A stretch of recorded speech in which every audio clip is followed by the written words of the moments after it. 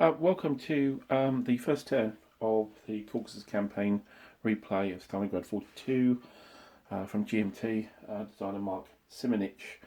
So turn 1 is actually turn 10 because, of course, there's a bigger campaign in this game. Just showing you the map and how things start off here. So, as I said in the intro, there's two maps end to end. Half maps end to end, so we're kind of long and thin here. Well, actually, it's wide. This is, of course, the Caucasus steppe and the Caucasus mountains starting as well. And we go from the Crimea is just off the left or west side of the map. We have the Black Sea, of course, here. And the Caspian Sea just makes an appearance right in the corner there. Just some other things here. Of course, we have this is the turn track record track. I showed a bit of it, or the bottom of it, in the intro. And so this is our turn record track with our reinforcements and withdrawals. Also, it notes our replacements as well. The little symbols here, and our sequence of play, of course, here. So, above that we have the terrain effects chart as shown in the intro, and also our combat results table. And here we have the victory point track, which is for the Germans. And there's an eliminated Axis units box, but I'm using it as an eliminated Soviet units box because there's going to be a hell of a lot more of that than there is Axis units as well. Another thing here is that we have several tracks here which are reinforcements in their own right. So if I zoom in here to show you what I mean. So this is the reinforcement box known as Blucher, Plan Blucher. So the grey behind here is actually the Crimea, and this is a Crimean invasion. Well, not quite an invasion, but a kind of a transport across. So once the Germans have taken Taman here, they can start shipping units across, and those units are sitting there waiting to come on. Next here, these are the North Caucasus volunteer units. So these are the local units that are raised by the Germans in the Caucasus steppe once they take two places, and that is Krasnodar here and Voroshilovsk here. So once those two places are taken, you can raise one of those units in this list here per turn until you run out, or you lose those areas, I think. Finally here there's a list of units here which are reinforcements for the Soviets. However, in the Caucasus campaign, the arrival of those are actually fixed, and those units are actually on the turn record track instead. So we don't actually use that track. Normally, if you had the whole campaign, then they could come in once German units are in a certain position on the entire map. But here they're actually fixed and are on the turn record track. Yeah, that's about all I wanted to show you. The Germans are only just on the map. They have two units here, the Viking Mechanized Infantry Division here, and the 11th, is it 11th? 13th Panzer Division start on here. However, in the first turn, and the Germans go first, they will appear anywhere between these two markers. And after that turn, those markers will move a little bit wider, and that's where further reinforcements can come on. Now, of course, as you can see, I've actually stacked all the German units that are likely to come on, or will be coming on, within those markers, and it's a lot of them. And some of them quite powerful. There's Panzer divisions in there as well. And facing them, again, if I zoom in a little bit to show you, we have quite a lot of Russian infantry units who are actually flipped over. So they are only one-step units. So as you can see, what's likely to happen on the first turn is the Germans are going to pretty much eat most of those units. However, the special rules gives you a bit of a get out, in that at the start of the campaign game, this turn, the Soviets have a pre-turn. And what that means is that any of their units can actually do a normal move before the Germans actually have their whole turn. So there's just a little movement turn. And as you can imagine, that little pre-turn consists of the Soviets getting the hell out of Dodge, shall we say, moving as far back as they can. In fact, there's actually some designer's notes on this campaign, and it pretty much says that most of the game for the Soviets is trying to get as many units as possible back to the mountains. Let me zoom out down here, and also behind the Terek River, which is that major river here, as you can, and hope for the best.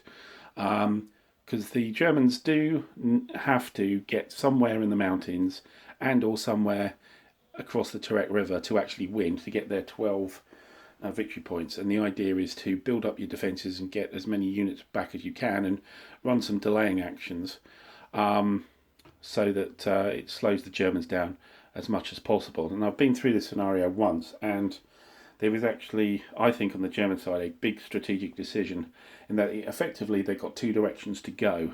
One here, heading this direction, particularly freeing up Taman to get the extra units in, and of course Krasnodar to start getting the other units in. They've got this kind of area to aim at, and these ports here. And also they've got that Terek River line, and there's quite a lot of points down here. And they're quite split, really. They're quite far apart, those areas. Here in the middle, it's a little less interesting for the Germans as far as points goes, beyond Voroshilovsk and a little bit here from Pyatigorsk. But the difference between there and over here for the rest of the points is quite large, and so the Germans are going to have to split up, and the makeup of those forces is going to be critical, actually. And I found when I had a quick run through with this with the scenario about a month ago when I first got the game, that I think I got it wrong on that, and I put too much on this side and not enough over that side. So I'll see if we can deal better with that situation on the German side. So as a solo game, I think this scenario is pretty good because one side doing most of the attacking, one side doing most of the defending. So it's a different competitive environment. If you like, the momentum is all one direction, which I think is easier to deal with in a solo situation rather than backwards and forwards, if you like. And essentially the Russians seem to need to just hang on to win the game. So that's what we have here. So I think the first thing, of course, we need to do to kick off the game is our pre-move, if you like. Now, one thing I'm going to do with this series, and hopefully ongoing, is when I'm moving counters, I appreciate that some of these videos get quite long with all these movements. So now this has an established movement phase. For example, when we were doing Wing Leader Eagles, the movement was kind of in the middle of other things and all the initiatives and stuff. So, but here we have a defined movement phase. So I'm going to have the movement phases. I'm going to record them, but then I'm going to speed them up.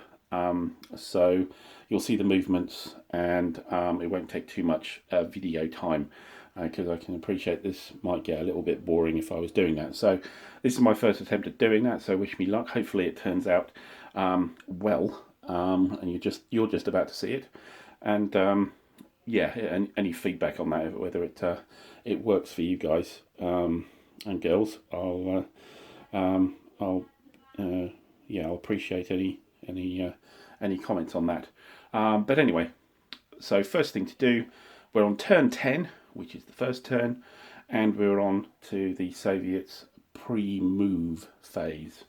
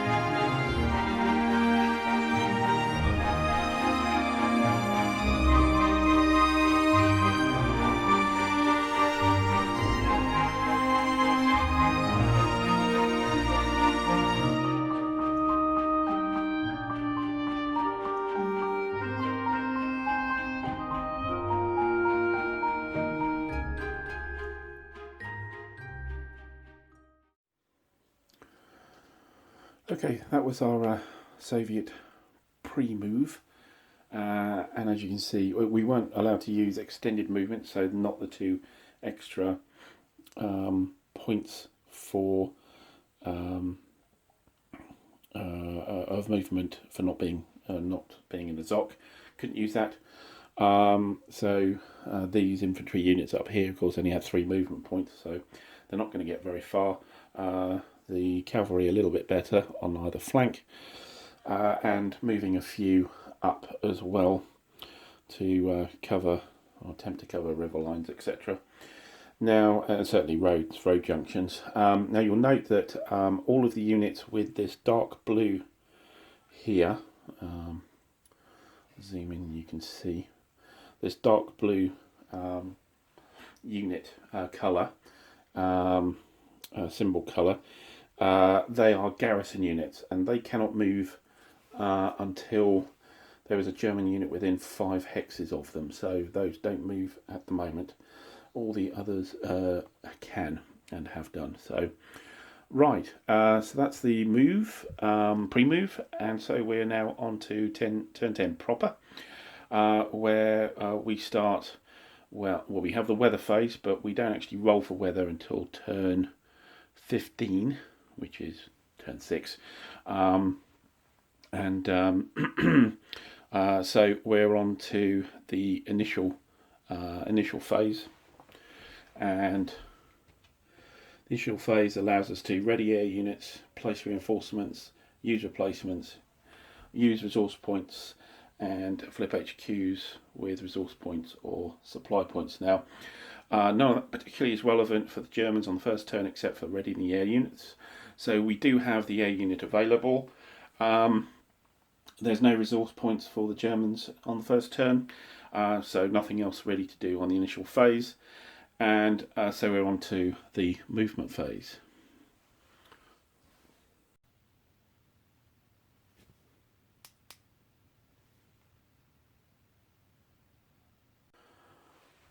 So initially for the movement phase, I've just broken up the units that are entering here into unit types and strength points. We need to form stacks. Those stacks with the Germans can be 3 units high with a non-stacking unit on top as well. And I think the idea here is to form some killer stacks, if you like, and really clear out a lot of Russians with those killer stacks. So the movement phase coming up right now. We'll be forming the stacks and moving them.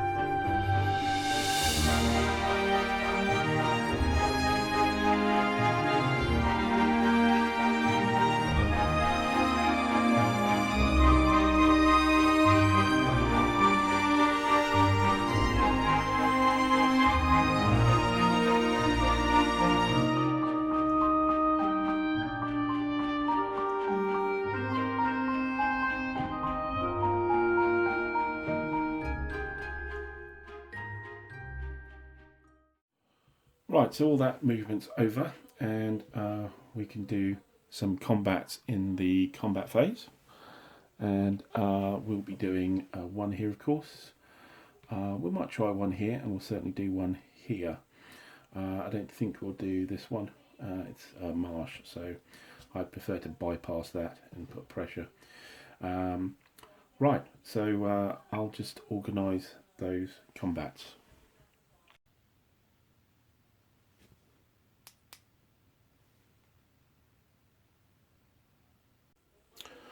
Right, that's all set it up here. So here at Tikarex, we have a defence of 6, attack of 42. That's actually 7-1, which is the maximum column. The Germans also get 2 shifts as well, which isn't going to particularly help them. In this middle attack here, I've actually moved, relocated a Stug battalion there to give us an armour bonus. So 14 versus 3, so that's 4-1, 5-1, 6-1. So we have the aircraft and we have the Stug battalion's armour bonus. So 2 there. And finally over here we've got 22-3, which is 7-1. We've got 2 shifts as well because of the elite armour bonus here, the red. Oh, actually we don't. Do we not? Yes, we do there. So yeah, so effectively 7-1, 6-1 here, and 7-1 there. So we can take them in any order. I think probably the best one to do is this one, because we've got this advance and retreat, break through combat possibilities here. So I think we'll do that first. So let's look at the chart here. We're on the 7-1 column, just over there. And you can see it's all in the red, so there's no defence allowed, even though it's a victory point hex. There'll be no chance of a determined defence at that point. So okay, let's roll the dice and see what we get.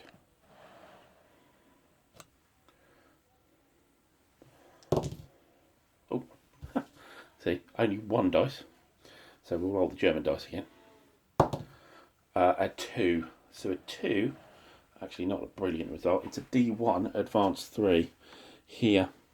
So defender takes 1 loss and must either retreat and become disrupted or conduct a determined defence.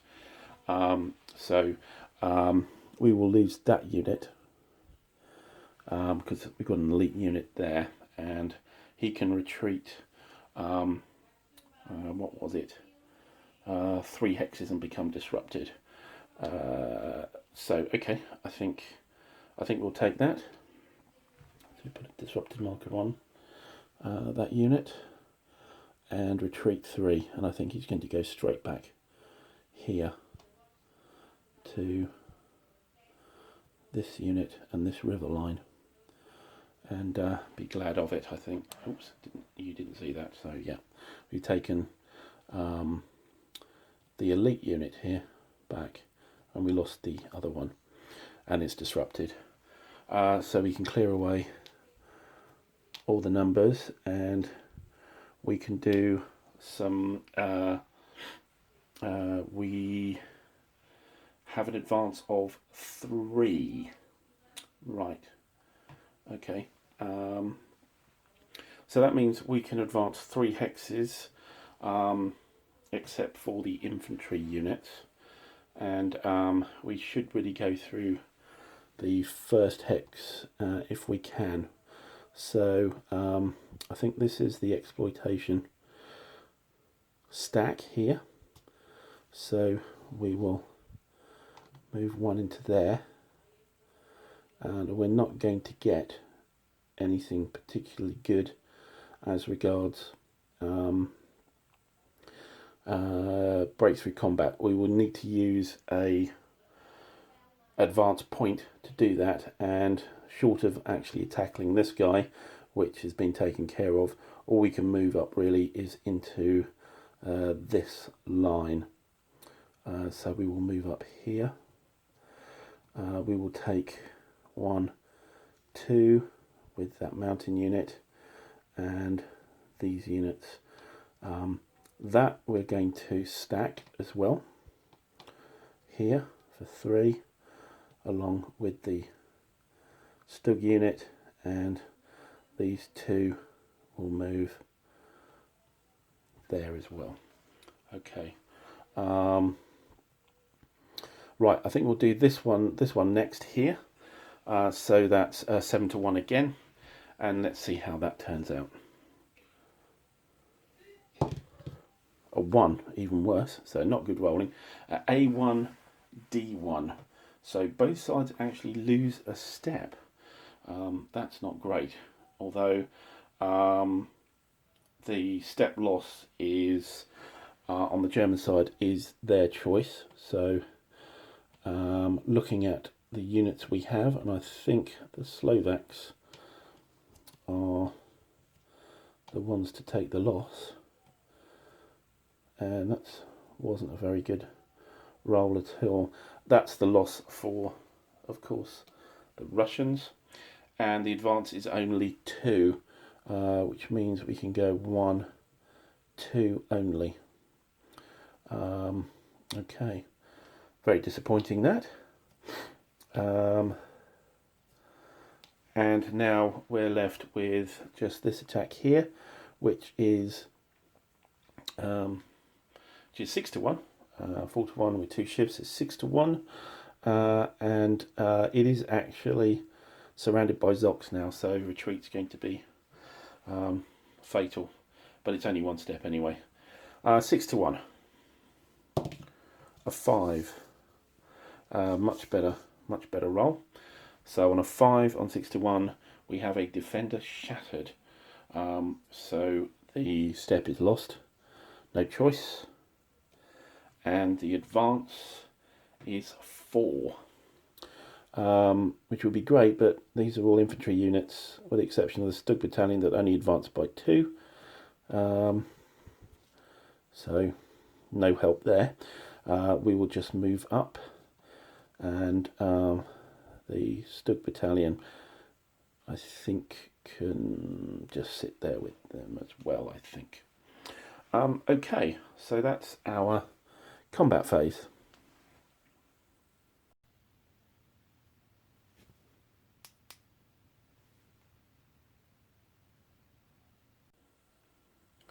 So all we have left now is a recovery phase for the Germans, which meant the disrupted units would become would remove the disruption, and full retreat would change to disruption.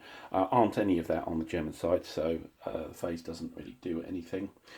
Supply phase, we check supply, is just about all we can do here, and of course overland to a road of 5 hexes, yeah, we're all quite happy with that, with what's going on there. So that's the German turn, and we will now move to the initial phase for the Soviet turn.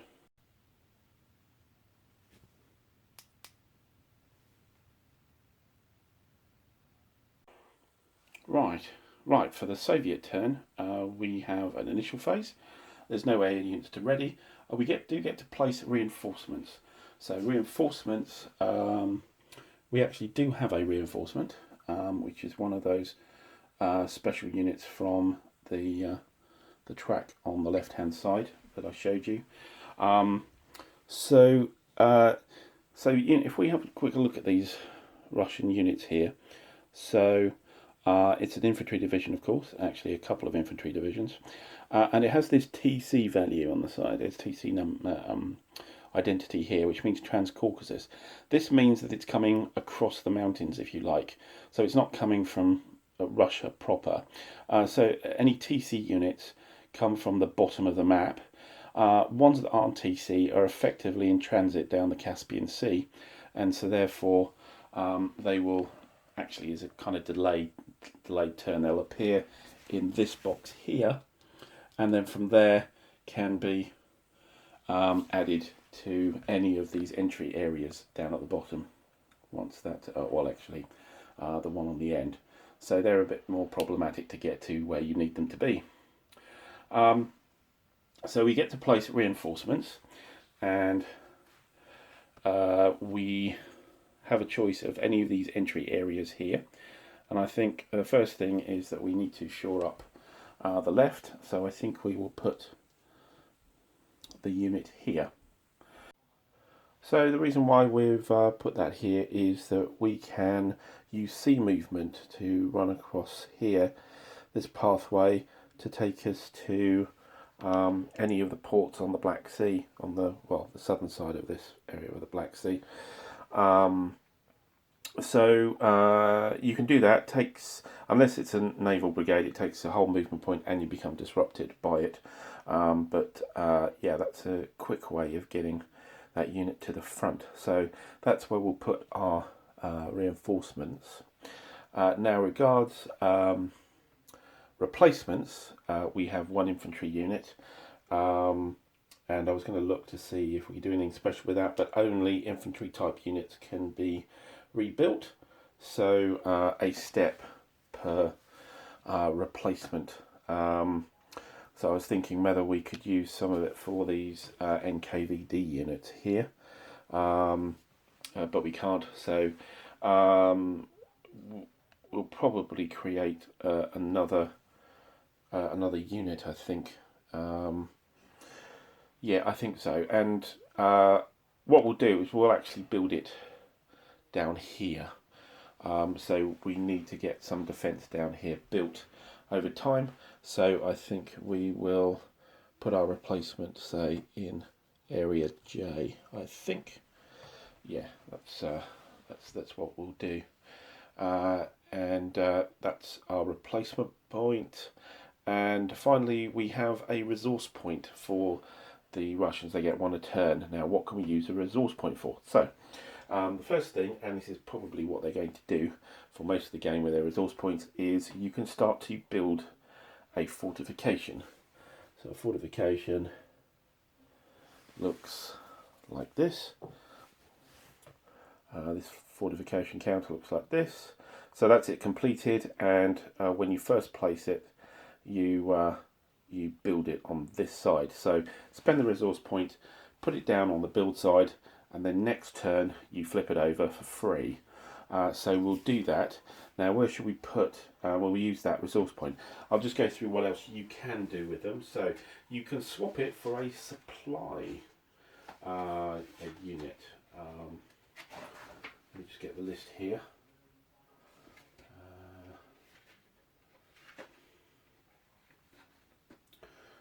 Yeah, so you can place a supply point, and a supply point is one of these. I think I went through it. We're slightly silhouetted here, aren't we, from the light background. So yeah, that's our supply unit there. Let me just turn down the lighting, and it'll help us. Is that helpful? Yeah, a little bit. So that's the mobile side, and this is the fixed depot side. So you can swap a resource point for that. Probably what the Germans are going to do, because use mobile supply to supply their support units, their ASUs, their artillery units. You can immediately spend the resource point anyway to flip over an artillery unit, but that artillery unit needs to be on a rail line going to a supply source. So that's why these supply points will be useful for the Germans, because it's a bit more difficult to, that there's no rail lines that they control at the start. And finally, you can do a thing called a planned offensive marker. We're not really going to use that here. It's not going to be very useful at all, so we'll just ignore that. But anyway, for the Russians, we're certainly going to be placing fortification markers down with these support, these resource points. So I think, where should we place them? So I think our main defence line in front of the mountains is, of course, this river here. So I think possibly defending crossings. we are restricted on where we can put these fortifications. They can only go. Got a list of where they go. Yeah, it can be only built in a anywhere that isn't a city, a mountain, marsh, or wooded rough. So I'm thinking possibly here is a good place, although we do have a crossing point here as well. Another good place maybe here, and also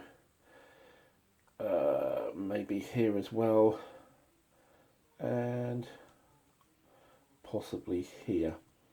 I think I'm going to go for here first, because I think it'll be a couple of turns before the Germans get here. So I think we'll put one here. You can't normally place these in an EZOC either. So that's our results point done. So then we're on to the movement phase. So let me get that sorted.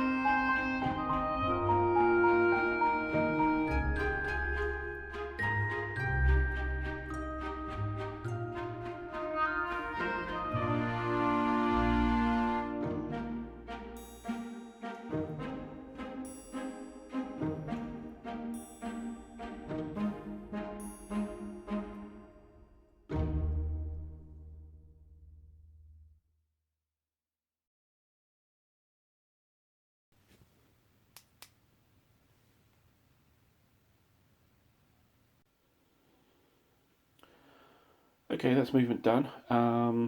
Just really tried to move as far away as possible, build up some kind of line here behind these minor rivers. Bit of a gap here, but I'm not sure there's anything much we can do about it. And then feed on this river line. Put one of my big units into this city. It's doubled in the city, so it might be able to survive a bit. Also here, left a cavalry unit up here just to frustrate this infantry unit from advancing any further. It's not really able to attack much on its own. It's just a guard, and I think we'll just stymie it while we move everything else back towards Voroshilovsk here and this high ground and Armavir. I think this is kind of a line here. Fully expect that we'll probably lose this river line next turn, and of course these units here are vulnerable, but I think we're fine really. Other than that, trying to build maybe a line across here as well. Indeed. So that's our movement phase. Combat phase, well, there isn't any combat here. Recovery phase means that we can flip over some full retreat disrupted and remove disrupted. So our naval move here, that disrupted marker is removed. And here I did a full retreat here, converted to full retreat, which meant that it could it effectively could ignore that ZOC exiting, and it could use extended movement. If it stayed disrupted, it could only have moved 2 hexes maximum. So this kind of helped it. So we'll switch it over to disrupted here. So it is weak, but it has got out of the way. Finally, the other thing here is I could bring that replacement on in a major city rather than on the map edge, so I brought it into Grozny, but any replacements or any units receiving replacements can only move 1 hex in the turn that they're created or get upgraded, if you like. So that only moved 1 spot. So yeah, that's a recovery phase, and our supply phase. I think we're okay with supply. Again, 5 hex trace to a road. And we're able to do that, so nothing's particularly cut off at the moment. And that really is turn 10 or turn 1 or the turn 10 of the campaign, all done. And hopefully been able to follow it. There's a few extra little rules and bits and pieces that I've put in, and that's our turn done. And I hope to see you on the next turn, which is August 6th to 9th, turn 11 in the campaign, but our second turn. Bye for now.